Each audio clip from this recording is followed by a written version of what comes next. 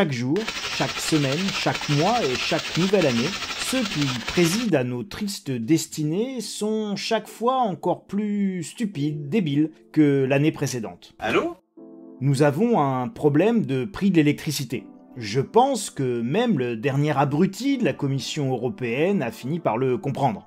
Nous avons un problème non pas de production d'électricité, non pas de disponibilité d'électricité à ce stade, mais juste un problème de règles pour en fixer le prix. Elisabeth Borne, grande polytechnicienne, doit tout de même le savoir, elle aussi, j'en suis certain. C'est une dame intelligente qui sait même compter et maîtrise au moins les 4 opérations de base. Si, je vous assure, j'en suis certain.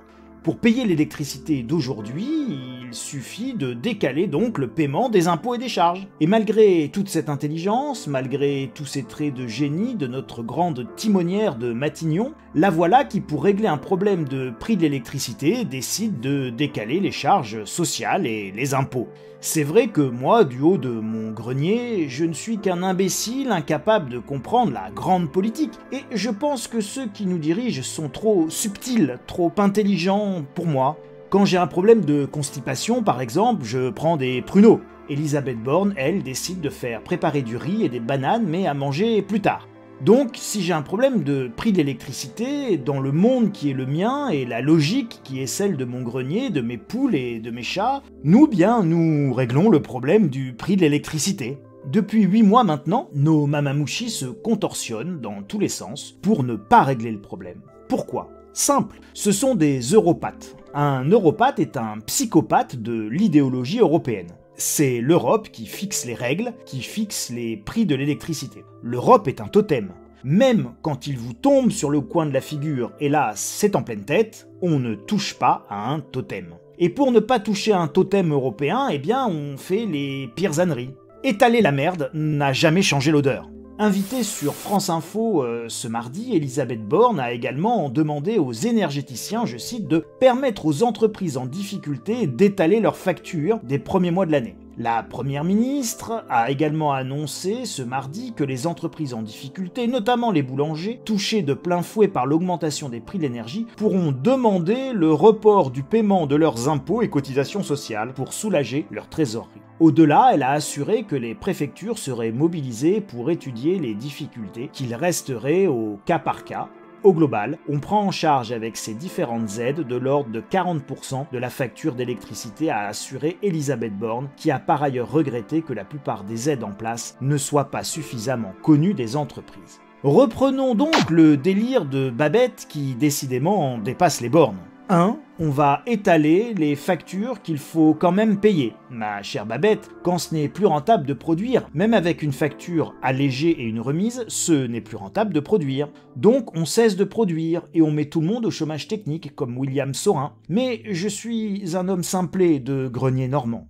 2. On va décaler les charges sociales et les impôts et les PGE et les crédits et à la fin, il faut quand même passer à la caisse. Et comme ce n'est plus rentable, alors ils déposeront tous leur bilan. Le problème n'est pas de décaler les impôts pour payer l'électricité, sauf à dire que l'on assure les bénéfices des sociétés de vente d'électricité avec l'argent de nos impôts. Ahurissant comme raisonnement.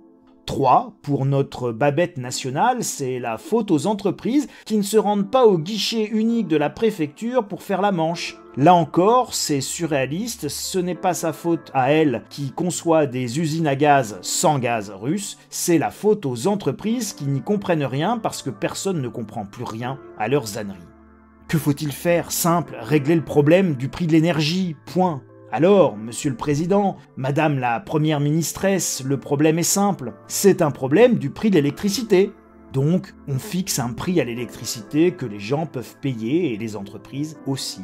Il y a pour cela 2 manières de faire. On suspend notre participation aux règles européennes, on y retournera si on a envie plus tard et quand la poussière sera retombée, ou pas. La deuxième, c'est de faire un bouclier énergétique universel. La première solution est anti-européenne et donc anti-totem, donc Burke, cacaboudin, crotte, diront les europathes qui nous dirigent. La seconde va creuser terriblement les déficits puisque c'est l'État qui va payer la différence entre le vrai prix de l'électricité et le faux prix inventé et imposé par les règles de Bruxelles. Voilà où en sont donc nos deux réjouis de la crèche, la Babette et le Manu, qui ne veulent toujours pas décider et qui tergiversent. Ils vont tuer tout le monde, ce sont donc des destructeurs. Le font-ils exprès? Vous êtes nombreux dans les commentaires à dire que c'est volontaire, mais vous savez en fait à ce stade, cela ne fait strictement aucune différence concernant les effets de leurs décisions. Qu'ils fassent exprès ou que ce soit de véritables abrutis incompétents ne change rien à l'affaire de manière immédiate. Dans tous les cas, ils tuent et détruisent le tissu économique de notre pays, ses emplois et ses richesses. La réponse à cette question sera apportée par l'avenir et les éventuels procès de Moscou qui se tiendront ou pas à Paris, pour juger ou pas de la culpabilité à minima de ces marioles qui sont à la gouverne.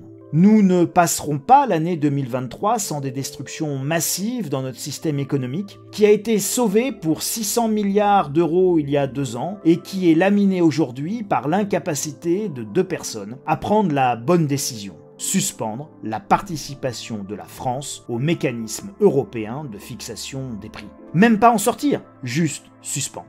Il est déjà trop tard, mais tout n'est pas perdu. Préparez-vous les amis.